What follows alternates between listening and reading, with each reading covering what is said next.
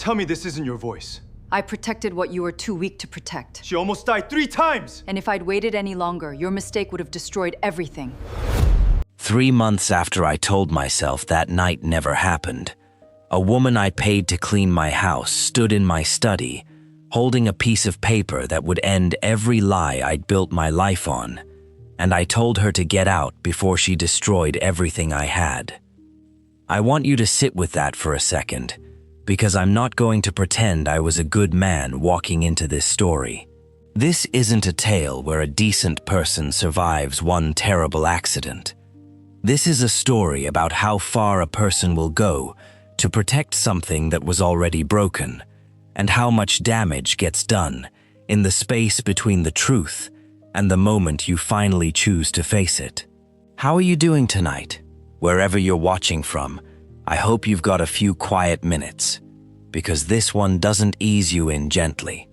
Some stories need to sit heavy before they mean anything. My name is Do-Yoon Baek. This is the story of how I denied my own children to protect a marriage that had already died years earlier. How the woman carrying them nearly lost her life 3 times over because of my silence. And how the truth arrived anyway, the way truth always does, whether you're ready to receive it or not. I was 36 years old, married 4 years to a woman named Hae-won Choi. Ours wasn't a marriage built on love. It was a merger between 2 conglomerates dressed up in wedding photographs, arranged by our parents while we were both still finishing business school, and I had convinced myself for years that this was simply how marriage worked at our level. Performance for the cameras, practicality behind closed doors. I told myself wanting more than that was a childish indulgence I'd outgrown before I ever really tried it. Working in my household during those years was a young woman named Ngozi Adeyemi. She'd been with us 2 years by the time everything changed. Quiet, careful, easy to overlook in the exact way household staff are trained to be. I couldn't have told you her last name if you'd asked me that year. I couldn't have told you where she went on her day off, what she'd left behind to work in a house where she was paid well enough to be comfortable and invisible enough to never be truly seen. The night that changed everything, I had just lost a business battle I'd spent 1.5 years building toward, publicly and humiliatingly. In a way that cracked something open in me I usually kept sealed tight.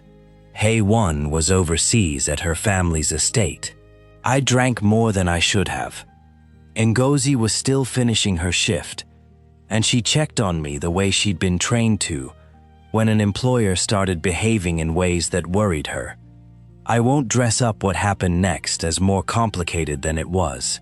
It was one night, born out of my weakness and her concern being mistaken, by both of us, for something neither of us intended it to become. By morning, I had already decided it never happened. I told myself that firmly enough, that within a week, I nearly believed it myself.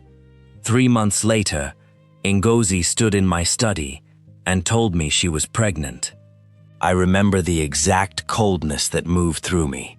Not shock, but something closer to dread, recognizing a shape it already knew. I told her it wasn't possible. I told her to think very carefully about her position in this household before she said something like that to anyone else. I handed her an envelope of cash and told her this would be the last conversation we ever had about it. She left that day, and for nearly 2 years, I let myself believe the problem had simply resolved itself, the way problems for men like me so often do, when enough money moves fast enough. What I didn't know, what I refused to let myself wonder about, was that Ngozi hadn't disappeared to spare me anything. She'd disappeared because she was terrified, carrying 3 children she couldn't explain to anyone, in a country where losing her position in my house meant losing the visa that let her stay at all.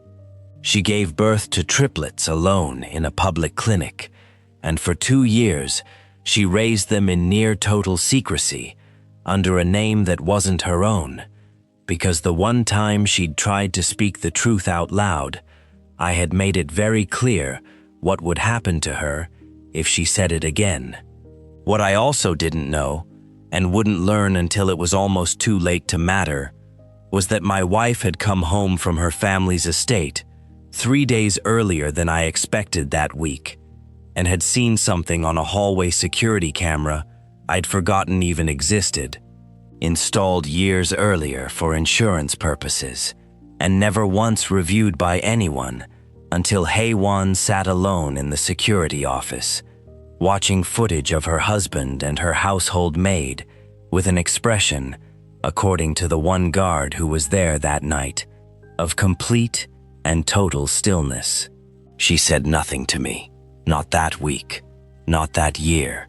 She simply filed it away, the way she filed away every piece of leverage she ever collected in her life, patient in a way I never once suspected, waiting for the moment it would finally become useful. 2 years passed, in a silence I mistook for peace. I threw myself back into Baker dynamics, the way I always did after any private failure, closing 3 acquisitions in 18 months, expanding into markets across Southeast Asia, building the kind of momentum that filled magazine profiles and quarterly earnings calls, with my name attached to words like visionary and relentless. Hae-won and I settled into the rhythm every arranged marriage eventually finds. Separate schedules, separate interests, a shared last name, and a shared address that rarely overlapped for more than a few hours at a time. I told myself this was simply what success looked like at our level. 2 capable people running parallel lives under one roof. I never once wondered what had happened to Ngozi. That's the part I find hardest to say out loud, even now. I didn't wonder if she'd found other work, if she'd struggled, if the money I'd handed her that day had been enough to build any kind of life at all. I had paid for silence, and silence was exactly what I received, and I mistook the absence of any further contact as proof that the matter had been handled correctly. It had not been handled correctly. It had simply been buried, the way I buried most things that threatened the version of my life I'd decided to believe in. Ngozi, I would later learn, spent those 2 years working 3 separate jobs under a borrowed identity, cleaning offices before dawn, translating documents for a small immigration law firm in the afternoons, and caring for 3 infants alone, through nights that never seemed to end. She told almost no one who their father was. The few times she considered reaching out again, formally, through a lawyer, fear stopped her every time. The specific fear of a woman with no legal standing in a country that could revoke her right to remain there with a single administrative decision. A fear I had exploited without ever once considering its weight. Hae-won, during those same 2 years, was building something of her own, though I had no idea it existed until much later. She had hired a private investigator within a month of viewing that security footage, a man connected to a firm that specialized in what she euphemistically referred to, in a recorded conversation I would only hear much later, as asset protection services. She tracked Ngozi's movements. She learned about the pregnancy within weeks of my own conversation with Ngozi in my study. She learned about the triplet's birth almost immediately after it happened, through hospital billing records her investigator accessed, through channels I still don't fully understand, and don't particularly want to. She never told me any of it. I've asked myself many times since why she chose silence instead of confrontation, and the closest answer I've arrived at is this. Confrontation would have required admitting the marriage was already broken, and Hae-won, more than anyone I have ever known, valued the appearance of an unbroken life more than she valued the truth of one. As long as I believed the matter was settled, our arrangement remained intact, and our arrangement was the only thing she had ever actually wanted from our marriage in the first place.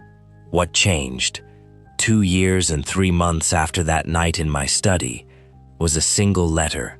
Ngozi had spent months building up the courage to write it, drafting and redrafting sentences late at night after the boys were finally asleep, trying to find language that asked for nothing except acknowledgement. She didn't want money. She'd made that decision early and held to it fiercely, the same pride that had kept her from ever telling anyone in her borrowed community who her son's father was. She wanted, simply, for her children to eventually know that their father hadn't been a stranger who never existed, but a man who had known and chosen silence anyway. She thought, I believe, that even that painful truth would be easier for 3 boys to carry than no truth at all. She addressed the letter to my office directly, marked personal and confidential, and dropped it into a mailbox 3 blocks from the small apartment she rented, under a name that wasn't hers, on an ordinary Tuesday morning that would become, without either of us knowing it yet, the day everything finally began to unravel. The letter never reached my desk.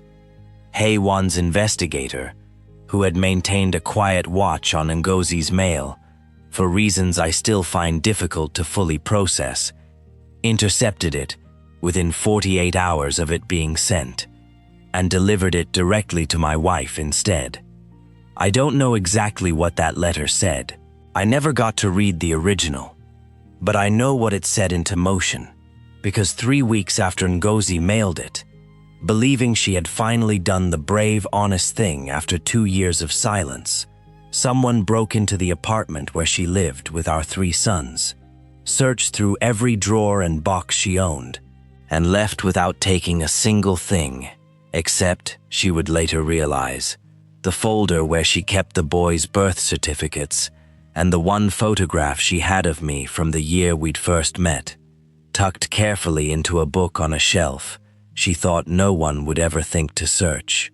The break-in shattered whatever fragile safety Ngozi had built for herself over 2 years, though she initially convinced herself, the way frightened people often do, that it had simply been bad luck, a random burglary. Wrong apartment, wrong night. She changed the locks, moved the boys' remaining documents to a safety deposit box under yet another borrowed name, and told herself the danger had passed. It hadn't passed. It had only just begun. 6 months after the break-in, on an otherwise ordinary morning, Ngozi loaded 3-year-old Mason, Carter, and Lucas into the back seat of a second-hand car she'd saved 8 months to afford, driving them down the same hill she drove every single morning to reach the daycare center that let her pay in installments. Halfway down that hill, she pressed the brakes at a red light and felt the pedal sink all the way to the floor with no resistance at all.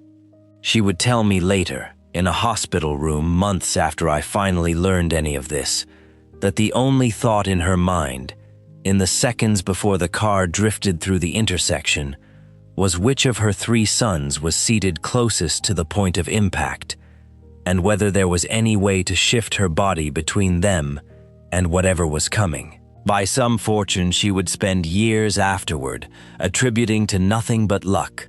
The intersection was quiet that morning.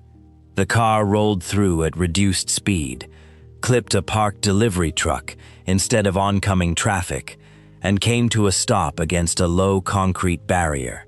Ngozi suffered a broken wrist and a concussion. The boys, secured in their car seats, walked away with nothing worse than a collective fright that left all 3 of them clinging to her for days afterward, unwilling to let her out of arm's reach, even to use the bathroom.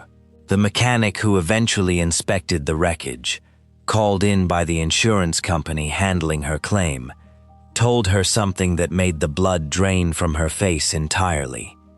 The brake lines hadn't failed from age or wear. They'd been cut, cleanly, deliberately, by someone who clearly understood exactly what they were doing and precisely how long it would take before the fluid finally drained enough to leave her without brakes at the worst possible moment. Ngozi went to the police that same week. She told them everything she suspected, though she still had no concrete proof of who might want her dead, only a growing certainty that the break-in and the brakes were connected, that someone was searching for something and growing more desperate by the month to make her disappear entirely. The officers who took her report were polite, sympathetic, and ultimately unable to do anything at all, because a woman living under a borrowed name with no documented immigration status made for an unconvincing victim in the eyes of a system built to protect people whose paperwork was already in order. She considered, that week, finally telling me everything, showing up at my office, at my home, wherever she needed to go to force a conversation I could no longer avoid. She drafted 3 different versions of what she might say to security guards, who would inevitably try to turn her away at the door. She got as far as standing outside the gates of my estate one evening. 3-year-old Lucas balanced on her hip, while his brothers waited in the car with a neighbor she trusted, before her nerve finally failed her entirely, replaced by the memory of exactly how I had looked at her in my study 2 years earlier, the coldness in my voice when I told her to reconsider her position in this household. She turned around and drove home that night, and for 2 more months, she told no one anything, working double shifts to save enough money to move somewhere further away, somewhere she hoped whoever was searching for her wouldn't think to look. She never got the chance to disappear far enough.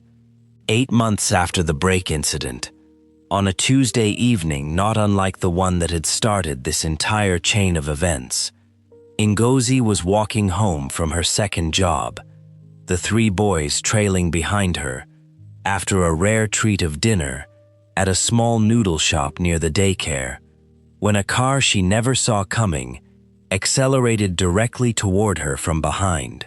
She would tell me months later that her only clear memory of the impact itself was turning her body at the last possible second, some instinct overriding conscious thought entirely, angling herself so that whatever was about to happen would happen to her and not to the 3 small figures walking just steps behind her. The car struck her directly, threw her nearly 4 meters across the pavement, and continued driving without slowing down at all. A stranger who witnessed the entire thing from a nearby storefront called emergency services and stayed with 3 screaming, terrified 3-year-olds until paramedics arrived, gently prying Lucas's small hands away from his unconscious mother's shoulder, where he had thrown himself the moment he understood something was catastrophically wrong. Ngozi arrived at the hospital in critical condition, with injuries severe enough that the emergency room physician who admitted her told the intake nurse, in a conversation Ngozi wasn't conscious to hear, that they should prepare the family for the possibility that she might not survive the night. She had listed no emergency contact in any of her paperwork, no family in the country, no next of kin anyone could reach. It was only when a nurse, going through the meager belongings recovered from the accident scene, found a folded piece of paper tucked into the lining of her bag, a paternity test result with a name and a private office number written across the top in careful handwriting, that anyone thought to call the number listed there at all.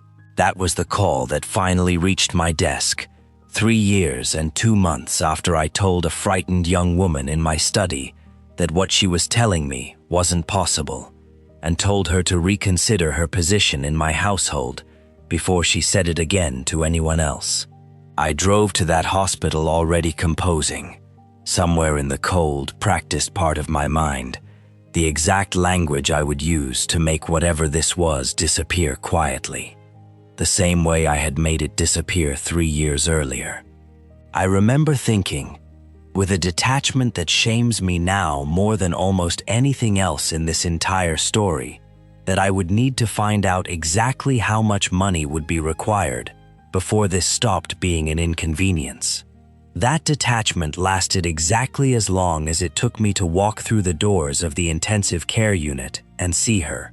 Gozi lay motionless beneath a tangle of monitoring equipment, her face swollen almost beyond recognition, one arm in a cast that ran from her wrist to her shoulder, a ventilator handling the work her body wasn't strong enough to manage alone.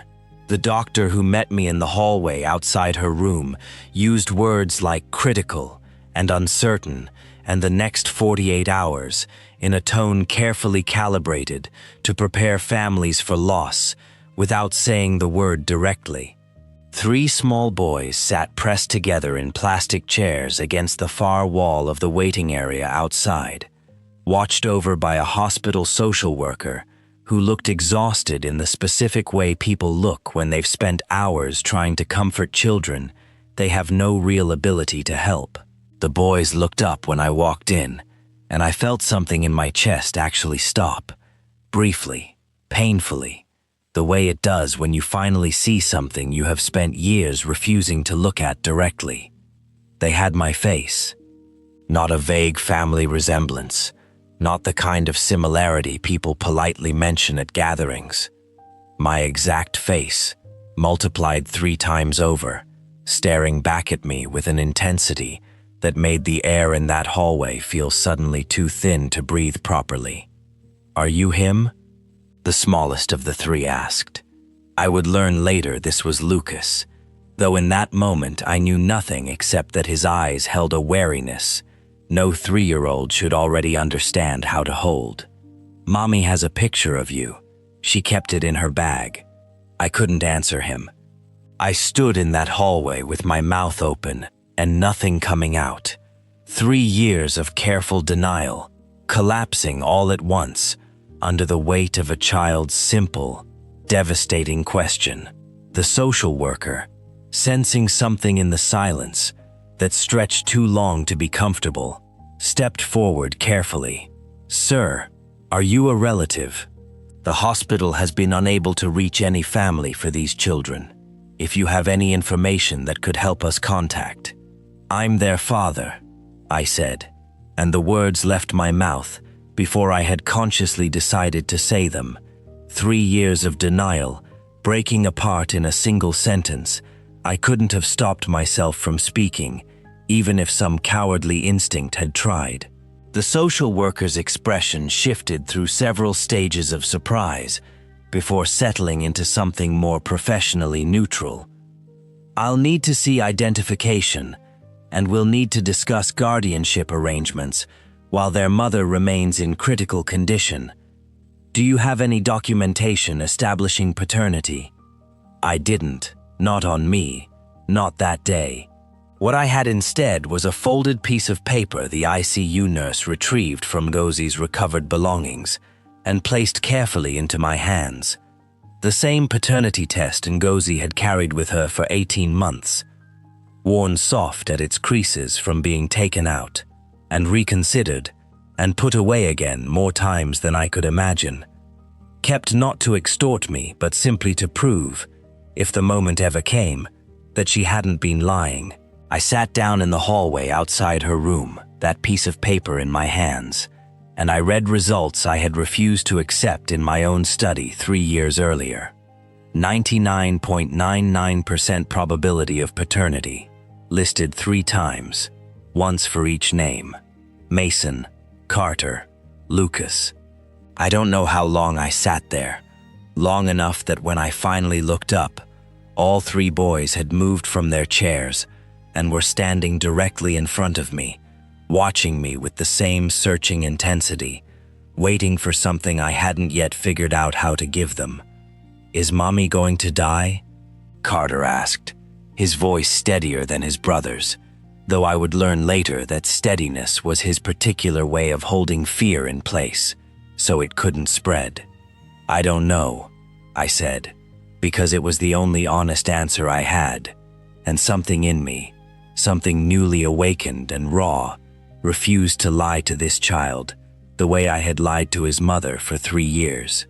But I promise you, all 3 of you, whatever happens, I am not leaving this hospital until we know, and I am not disappearing again. I did that once already, and I am never doing it again. Mason, the quietest of the 3, studied me for a long moment with an expression far too calculating for a child his age. "You're the one Mommy's scared of," he said finally, not accusatory, simply stating a fact he'd apparently understood for longer than any 3-year-old should have to carry. "Why were you scared of us?" I had no answer for him that didn't sound like the cowardice it actually was, and so I gave him the only truth I had left. "I wasn't scared of you. I was scared of what admitting you existed would cost me, and I am so sorry, all 3 of you, that I let that fear cost your mother almost everything, including maybe her life.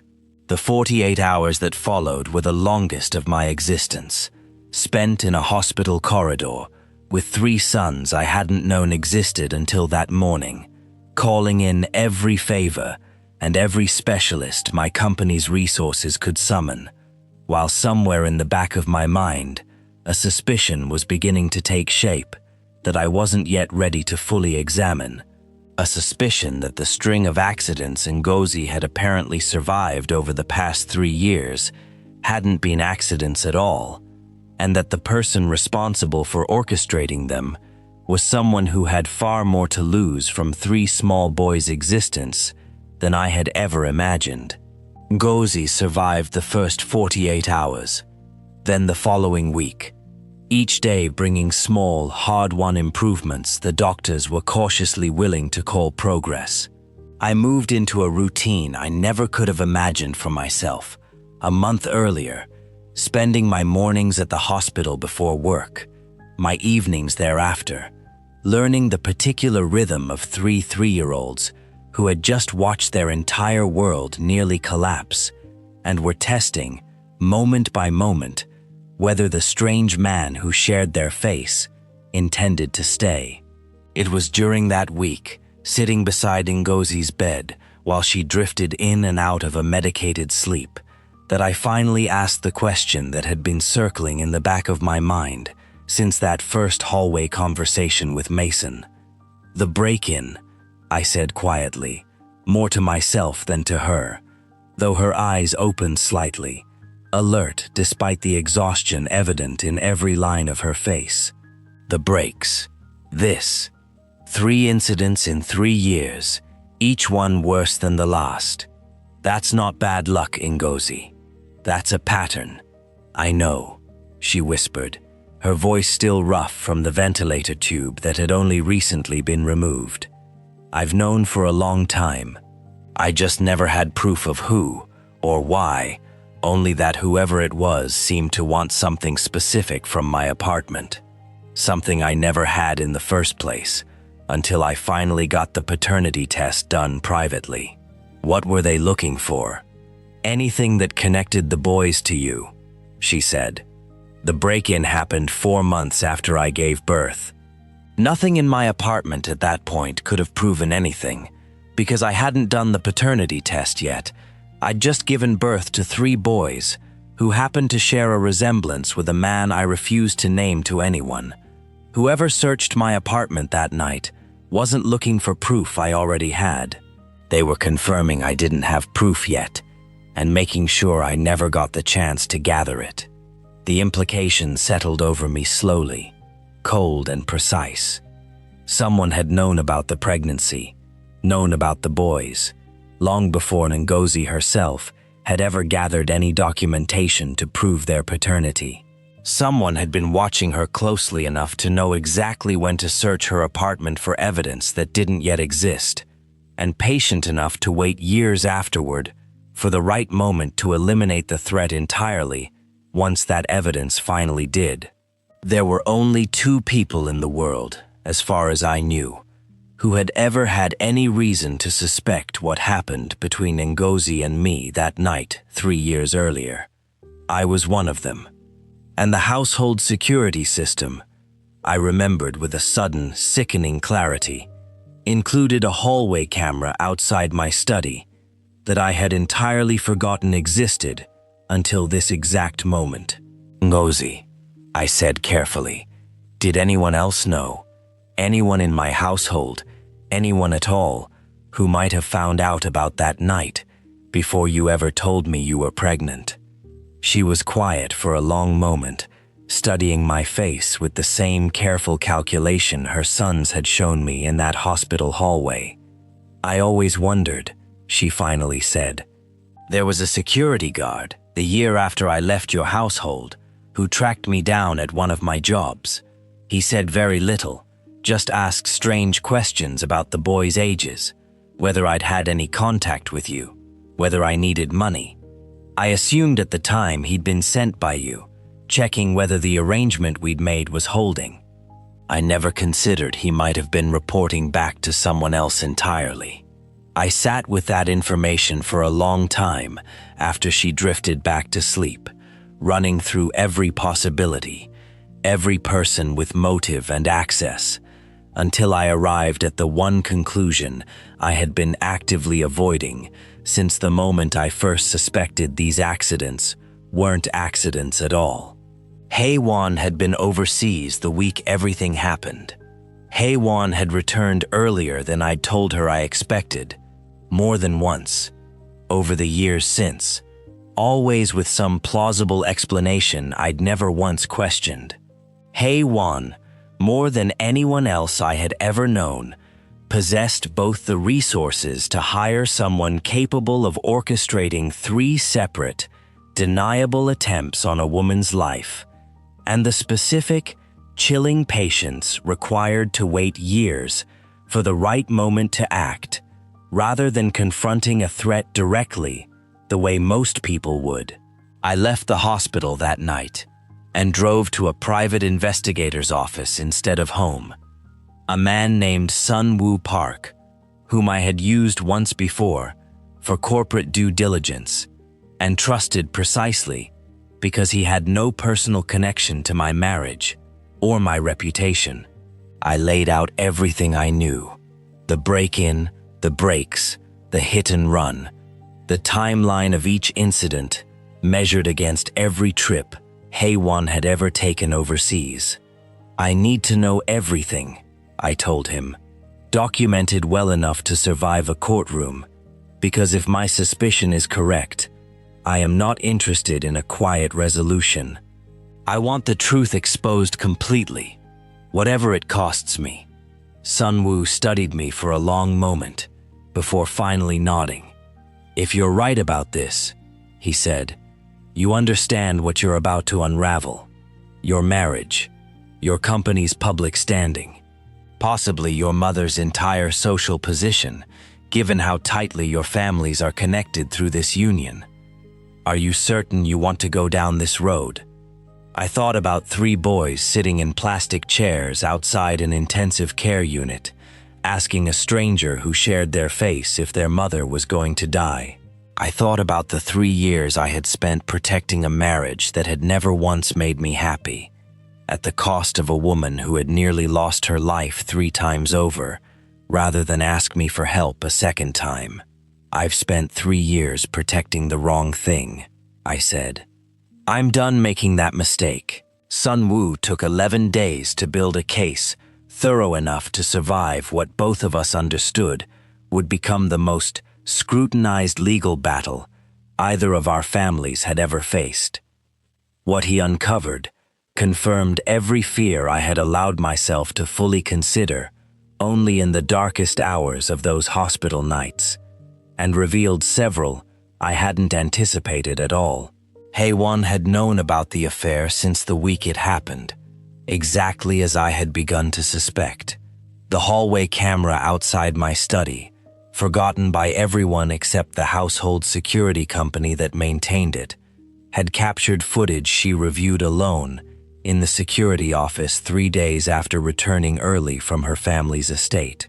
According to the one guard on duty that night, a man Sun-woo eventually tracked down and convinced to speak on the record.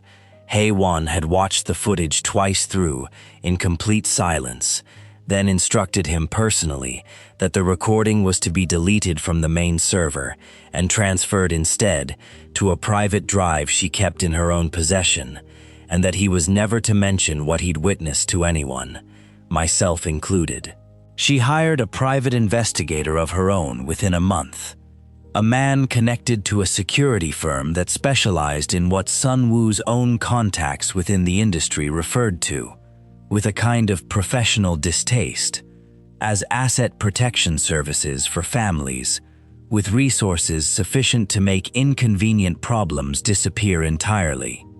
That investigator tracked Ngozi's pregnancy from its earliest weeks, monitored her relocation into hiding, and confirmed the triplet's birth through hospital billing records accessed via channels that Sun-woo suspected, though couldn't fully prove, involved a bribed records clerk somewhere inside the public health system. The break-in, 18 months after the boys were born, had been commissioned directly by Hae-won, according to a financial transaction Sun-woo traced through 3 shell accounts, before finally connecting it to a payment made to the same security firm on the exact date of the incident. The purpose, confirmed through a partial recording Sun-woo obtained from a source willing to speak in exchange for immunity from prosecution, had been exactly what Ngozi suspected, confirming that no paternity documentation existed yet and ensuring the opportunity to prevent it from ever being gathered. The cut break lines, 6 months later, represented an escalation Sun-woo believed had been triggered by Hae-won learning, through her investigators' continued surveillance, that Ngozi had finally obtained a private paternity test and was keeping it secured in a safety deposit box. A recorded phone call, obtained through the same cooperating source, captured Hae-won's voice, instructing the man on the other end of the line to, in her words, resolve the transportation issue before it becomes a legal problem for the family. Language specific enough that even her own legal team would later struggle to argue any innocent interpretation. The hit and run, the final and nearly fatal escalation, had been ordered the same week Ngozi's letter to my office was intercepted by Hae-won's investigator before it ever reached my desk. The recorded instruction this time left no ambiguity at all.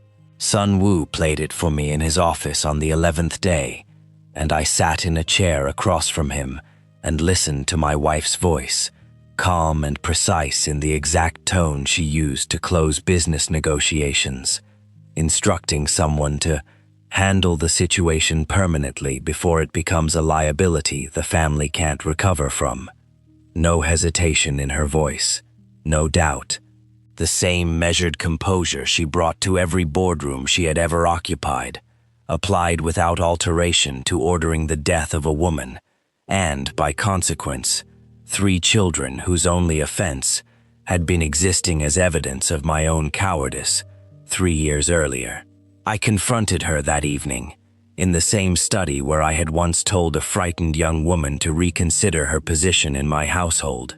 Hae-won sat across from me with the composed stillness that had defined every negotiation of our entire marriage, and when I finally played the recording aloud, she didn't flinch, didn't deny it, didn't even offer the pretense of surprise that I had discovered it. "You would have done exactly the same thing," she said, "if our positions were reversed. Don't sit there pretending moral superiority now that the consequences finally have a face attached to them. You made those children possible the moment you decided your own weakness mattered more than the vows you took. I simply did what was necessary to protect everything our families built together." "There was nothing here to protect," I said. "You know that as well as I do.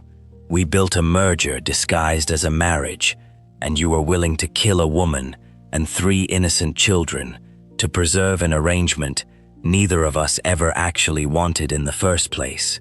And what exactly do you intend to do now? Her composure cracked slightly at the edges, revealing something colder and more desperate underneath it. Divorce me? Destroy both our families in a scandal that will follow every one of us for the rest of our lives? Legitimize the children of your household staff and hand them a claim to everything my family helped build alongside yours. Think very carefully, Do-yoon, about exactly what you are about to unravel, because once this becomes public, there is no version of this story that leaves your reputation intact. I stopped caring about my reputation the moment I sat in a hospital hallway and watched 3 3-year-olds ask a stranger if their mother was going to die. I said, I have spent 3 years protecting the wrong thing entirely. I am done making that mistake, Hae-won, whatever it costs me.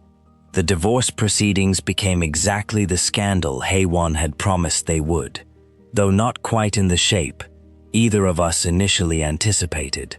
My legal team filed for dissolution of marriage on grounds of conspiracy to commit murder, supported by Sun Woo's recordings and 11 days of meticulously documented financial trails. And within 72 hours, the story had reached every major outlet in the country, despite every precaution my legal team had taken to control its release. I considered, for one brief and deeply uncomfortable evening, the quieter path my lawyers presented as an alternative: a private settlement, a confidential agreement.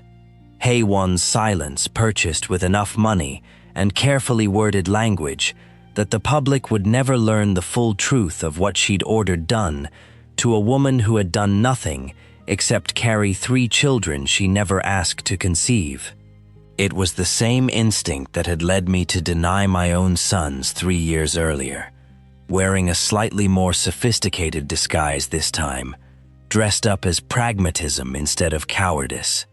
I rejected it within the hour and drove directly to the hospital, where Ngozi had finally been moved out of intensive care and into a standard recovery room, needing to see my sons' faces to remind myself exactly why that rejection mattered more than any reputation I had left to protect. She was sitting up by then, her color returning slowly, her broken arm still in a cast, but her breathing finally her own again, without any machine's assistance. The 3 boys were sprawled across the foot of her bed, absorbed in some elaborate game involving a deck of cards Mason had apparently reorganized into a system his brothers kept accidentally disrupting. "You're doing the right thing," Ngozi said, before I'd even finished explaining what I'd decided.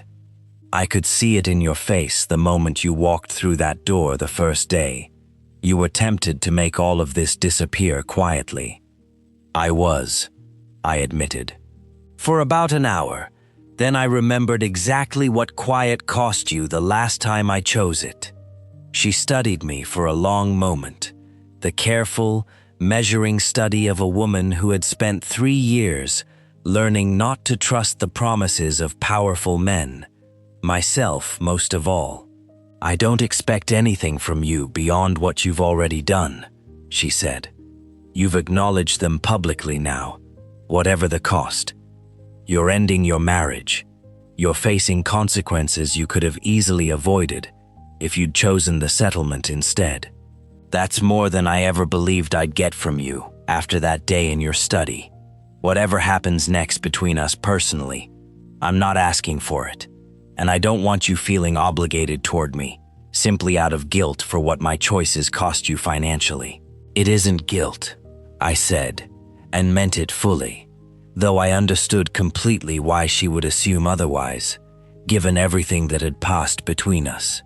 I spent 3 years building a life around the wrong priorities entirely: status, reputation, a marriage that looked successful from every outside angle and was hollow at its actual center.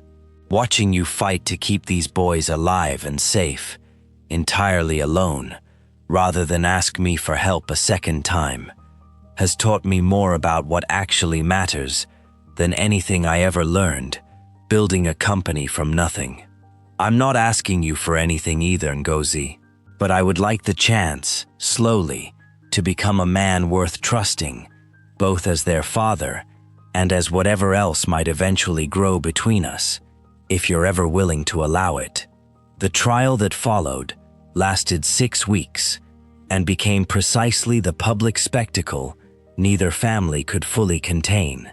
Haewon's defense attempted early on to paint the entire situation as an elaborate fabrication, suggesting Ngozi had orchestrated the accidents herself to extract a settlement from a wealthy man, a strategy that collapsed entirely once the cooperating security firm employee took the stand and confirmed, under oath, every instruction he had personally received and executed on Haewon's behalf. She was convicted on 3 counts of conspiracy to commit murder and sentenced to 18 years, a verdict that ended not only our marriage but effectively ended her family's standing within a business community that had once celebrated our wedding as the union of 2 empires destined to grow stronger together. I felt no triumph watching that verdict delivered. I felt only an exhausted grief for how much destruction had been required to arrive at a truth I could have simply chosen to accept 3 years earlier, in the quiet of my own study, before any of this had ever needed to happen at all. My mother, who had initially urged me toward the quiet settlement before the scandal fully broke, changed her position entirely the day she finally met her 3 grandsons in person, watching them approach her with the same cautious, searching curiosity they'd once shown me, waiting to determine whether she was safe before allowing themselves to trust her even slightly. "They have your father's stubbornness," she told me quietly, watching Carter argue with Mason over a toy neither of them had actually touched in 20 minutes. "And apparently their mother's patience," she added, nodding toward Lucas, sitting quietly nearby with a small notebook, sketching the entire argument instead of joining it. It took nearly a year before Ngozi and I moved, slowly and carefully, into something neither of us rushed to name aloud. I courted her the way I should have honored her from the very beginning, with patience instead of assumption, with genuine curiosity about the life she had built entirely on her own, rather than the careless disregard that had defined our very first encounter. She taught me, gradually and often painfully, what it actually meant to earn someone's trust, rather than simply purchase their silence. I taught myself, slowly and imperfectly, what it meant to be a father to 3 boys who had every reasonable ground to doubt I would ever truly stay. We married 18 months after Haewon's conviction, in a small ceremony attended only by people who genuinely mattered, rather than people whose opinions I had once spent my entire life being terrified of losing. My mother stood beside Ngozi that day. Sun Woo, who had become something between a bodyguard and a genuine friend over the course of that harrowing year, stood beside me. And 3 boys, Mason, Carter, and Lucas, walked their mother down the aisle together, the same way they had once stood sentry beside her hospital bed, the day I finally understood exactly what my own cowardice had nearly cost all 4 of us. If there is one thing I want you to carry away from this story tonight, it is this. The truth you are avoiding because it feels inconvenient rarely stays contained the way you hope it will. It grows in whatever silence you give it, and sometimes it costs the people you claim to love everything, long before you are finally forced to face it honestly. I nearly lost 3 sons, and the woman who fought to protect them with nothing but her own body between them, and every danger that came looking, because I valued my own comfort over their safety for 3 entire years. I was given a second chance I never actually earned, and I have spent every day since making absolutely certain I never again mistake convenience for the truth. Thank you for staying with me through this one tonight. If this story moved you at all, let me know in the comments which moment hit hardest, whether it was the hospital hallway, the recording of her voice, or watching a father finally choose his children over the reputation he once thought mattered more than anything else. Hit subscribe if you want more stories exactly like this one, and I will see you in the next story. It is going to keep you sitting at the edge of your seat.